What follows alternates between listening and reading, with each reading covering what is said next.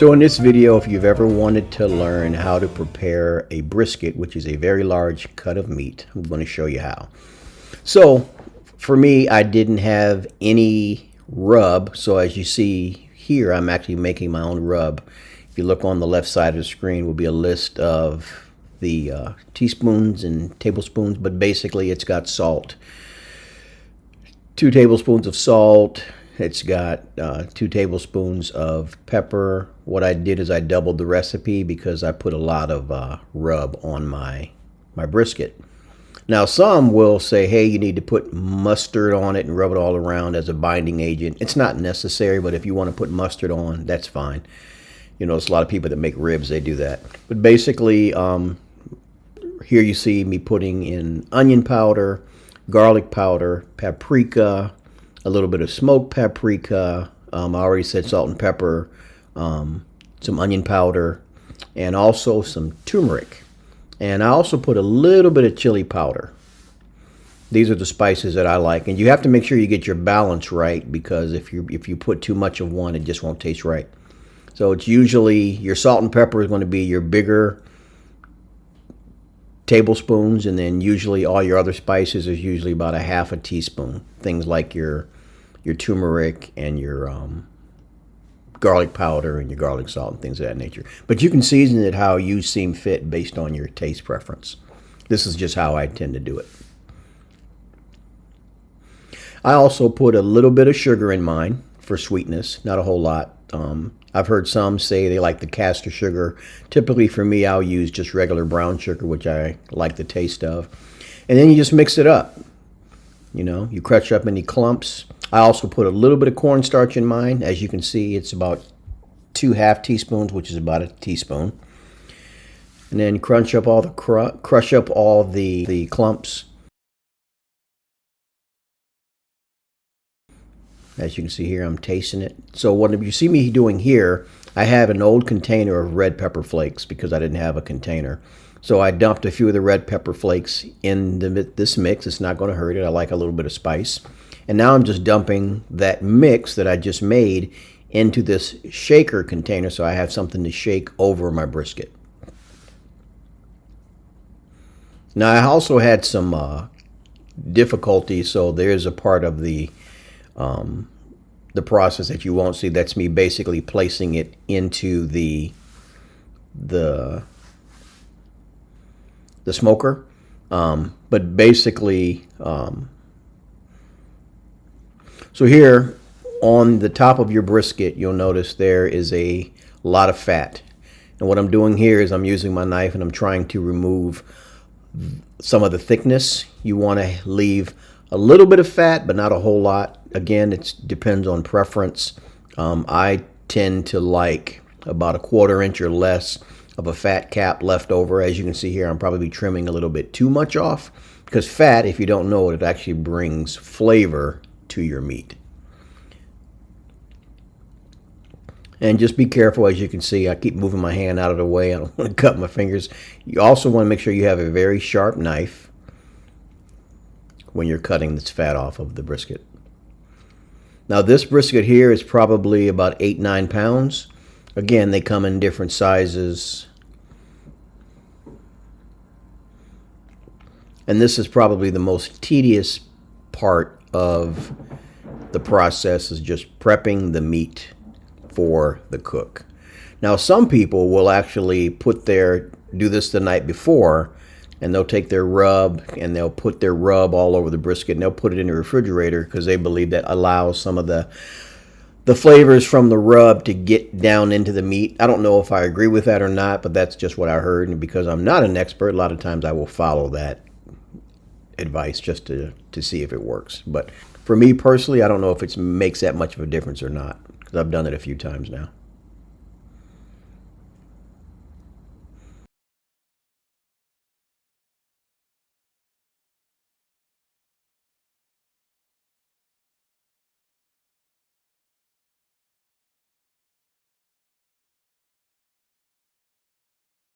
Again, just continuing, as you can see, it's a lot of cutting. So one thing that you want to do and you'll see a little bit later in the process, is all this fat that you see me cutting off. If you don't have a slow cooker or an Instapot or something like that, you can take just a saucepan and just set it on low and put all this fat into that pan and just let it slow cook, because what that does is it renders down or breaks down the fat into what's called tallow. And tallow, believe it or not, is a very healthy fat.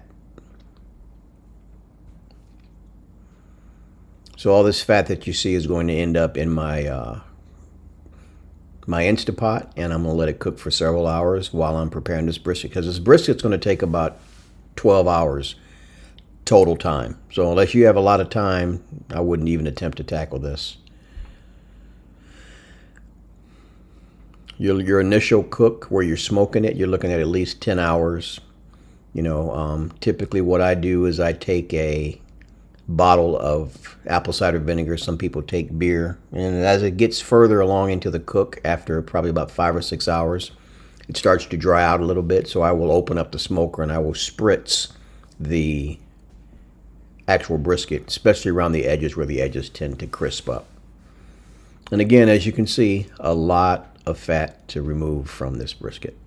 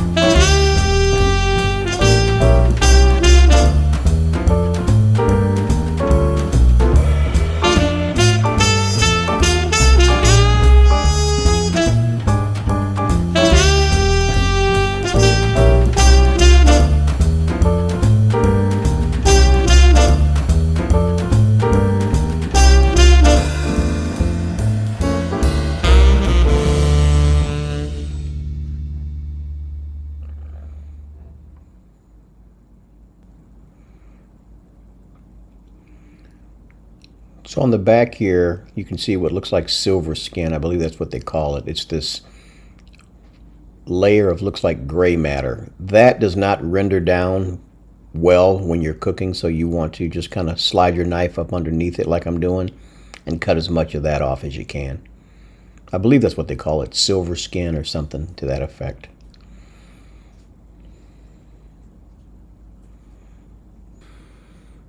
Okay, so now I've gotten it to the point where I'm ready to put my rub on it. And I'm taking a paper towel and just kind of patting it a little bit dry. I'm going to trim off a little bit more of this silver skin, as you can see here.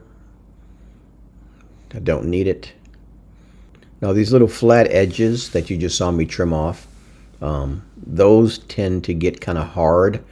So you might want to trim that off at a slight angle like I did. I didn't cut a lot of the meat off, but just a little bit of that angle there. The dog's going to have a nice little treat today. And you can see I'm doing the same thing here. These really thin kind of flat edges, just cutting them off and squaring them off because they don't cook well in the smoker. Just about ready for the rub. Yep. All right. So basically what you want to do is rub this liberally all over your brisket. As you can see, I'm trying to cover all of the meat that I can, even the edges.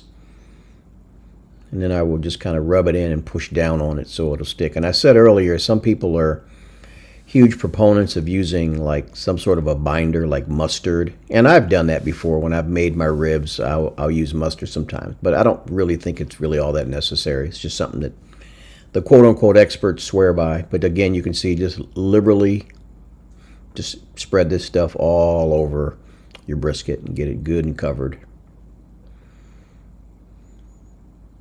Now you can see why I made a double batch of this stuff. It goes fast. I'd rather make my own rub instead of going to the store and spending $7-8 for a container about the same size as this one, when you can buy all the ingredients yourself and make your own rub. It's a little more work. You know, I like the convenience of having one that's already bought, but $7-8, some of them are even more expensive than that. It's kind of ridiculous. So now that I got my brisket kind of covered, as you can see, I'm just about running out. I've used this entire container. Note to self, when you make your next brisket, you're going to need some more rub. But anyway, now you can see I'm pressing down on it, just trying to get it to adhere and stick to the meat. Doing the same on the other side, just pushing it down. And this is about to go into the refrigerator. You can tell this thing has got some use. You know, a friend of mine said, I used to clean this thing every time. And then he said, dude, that adds flavor and character. So even though it's a mess and it drives me crazy, I'm going to continue to leave this crust and the smoky flavor in here. So now we're heating the smoker up to about 250.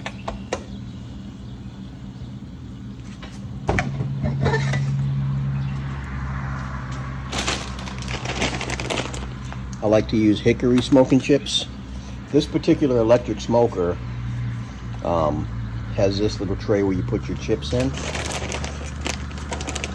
One thing I like about this smoker is when you set the temperature, it stays there. It might fluctuate a little bit, but my old smoker was an analog one, and man, that thing would shoot from 200 up to 300.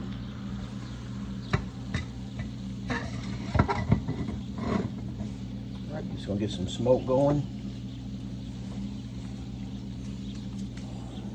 So I'm going to let the brisket sit in the refrigerator while this warms up. Let it absorb some of that rub flavor. And then we're going to lay it on here for probably the next, oh man, 10 plus hours. Yeah, making brisket's a long day. So earlier I told you that I skipped the process as far as the video. But anyway, what I do is once I took the brisket out of the smoker after about 10 hours, I wrap it in butcher paper, and I take some of that beef tallow that I told you about earlier, and I saturate the paper and I pour it all over the brisket, and then I wrap it and I put it back in the oven. So this transition here is to when I took it out of the oven. I left it in the oven for about 2 hours at 300 degrees. Right at that point, you don't need any additional smoke, so you can cook it at the higher temperature because it's protected by the paper here. And as you can see, all the grease from the beef tallow that I rendered in that Instapot, very messy, so just be careful. You will drip oil everywhere. But man, it just adds so much flavor to the brisket. So as you can see, I got a good bark on here. That darkness, that edge that you just saw me lift up, that's probably a little harder than I would like. Remember I told you earlier about you got to be careful with those edges. So now we're going to cut into it and show you just how juicy this brisket is. Also, once you remove it from the oven, leave it sitting on the countertop in the butcher paper and let it rest for about a good hour or more. You can even use your thermometer or your temperature probe to make sure that it's at least 203 degrees, the internal temperature. When I tested mine was at 208 degrees, so I knew it was done. And now you just basically, you saw the juiciness that's there. So now I'm just going to slice it up and cut it up and get ready to have it for a meal. I tell you, this is a good bark. It's probably a little bit too much of a bark because I'm having trouble even with a serrated knife cutting through it. Not all of it, but certain spots it's a little harder than other. I wonder if I might have cooked it maybe just a little bit too long. But again, usually 10 hours is about the length of time. And you also want to shoot for anywhere between 225 and 300. I like the 250 because it's right in the middle. So it stayed at 250 for the entire cook when I was smoking it. And then again, I put it in the oven for 2 hours in the butcher paper with the beef tallow saturating the brisket and the paper. So if you've never made a brisket before, definitely, but just look at that. Look at how juicy this is. Man, I can't wait to taste this.